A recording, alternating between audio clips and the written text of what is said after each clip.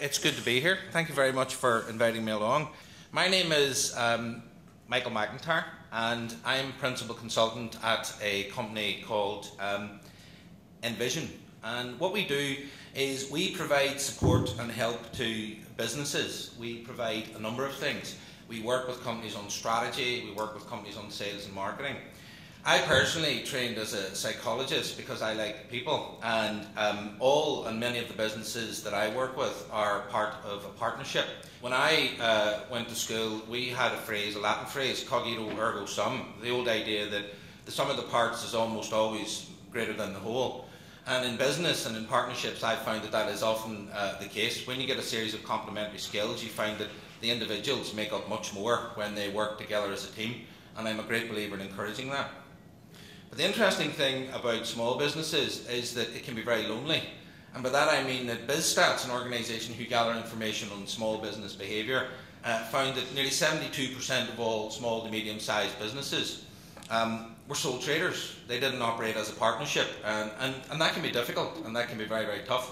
As someone who's worked in businesses where I was a partner and someone who's worked as a sole trader in businesses, I've always favoured partnerships. The things that I find are important and the common features that you find in most partnerships, and without getting too theoretical about it, but that's what I'm here to talk about, is that I think good partnerships that I've witnessed have a common vision. And by that I mean that they have a really good idea about what they do, and they have a really good idea about where they're going. And if you ask them to articulate, what is the proposition of your business, what is it that you do, they will be able to tell you. But I would invite you, not tonight obviously, but I would invite you to do that, to go back, and if you operate in a partnership, say, what are we doing? What is our outcome? A shared vision for what we want to do is very, very important. The second thing is, I think, common values, and I mean that in the strongest sense of the word.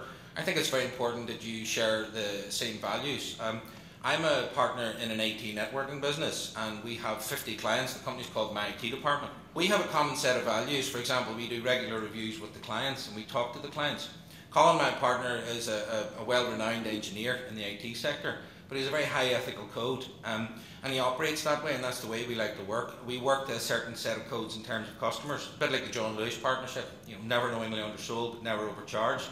And we talk to customers and we try and resolve it. And we set the business up with a value, and the value was my IT department. We want to become your IT department, and we've stuck to that ethic all throughout, and it's worked very well. But that's our common goal, and that's very, very important to do, and that's permeated right through all the staff. The other issue, I think, is commitment, and the other thing about partnerships that I find is that it's very, very important that everybody recognises what the level of commitment is to the business. And again, in some partnerships, I find that people can go astray when it comes to the issue of what commitment to make. And by that I mean things like, do we have a common commitment in terms of the time required in this business? Do we have a common commitment about the resources that we need to apply to this business?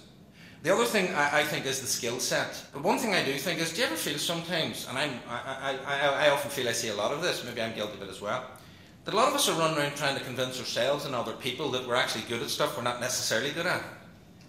And I invite you to have a look at that and just say, within our partnership, am I actually good at that? Am I the right person to be doing this? When people look for a partner, try and find someone for you who fills the gap in your skill, but also try and find someone who's better than you at that thing. Because there's a terrible thing in HR where they say that people quite often recruit partners to just slightly below their perceived level of their own ability. And that's crazy when you think about it. You think we should get people who are above my level of ability, because then the business might prosper. So in partnerships, I think that's very important. Communication is critically important, especially when things are getting tough. So therefore, the format for having meetings, getting offside, talking about things out of the business, working on the business, not in the business, and by that I mean being able to step back and think about it. And that's where, have you ever sat down with a partner and said, we should do this more often? We should sit down and talk about things more often. What's our shared goals? What's our values? Where are we going? How are we performing? What do you want to get out of this? That can be terribly important and very, very productive. I have a rule in our business where I say, you never let the sun go down on your anger. If you have something you want to say to someone, or if there's something that went wrong, talk to them there and then, and I think that can be very, very useful. Whereas that uncle of mine that huffed for a year, that's not a good idea. It's not productive. And as well as that, it burns up an awful lot of energy within the business, and it can become very, very negative. The final thing I want to just draw into folks is the issue of external partnerships. These are interesting and challenging times that we're living in. And the next 3 to 5 years, I think, are going to be characterised by the businesses that decided I have to move, I have to get out there, I have to go after business, and therefore seeking external partners, whether they're trading partners to sell to, partners to deliver work. A lot of the old confrontational models of how people pitch don't work anymore. Some people, I think, in partnerships can get very comfortable. And I think I would say to people, let's not get comfortable. I think we've got to mash it up a bit. I think we've got to stir it up a bit. But what I say to people in the current climate, folks, is whatever you do, go and seek partners. Go and seek people to network with. Go and seek people to talk to. Go and seek people where you might have a common cause, where you can get together, where the sum of the parts might be greater than the whole.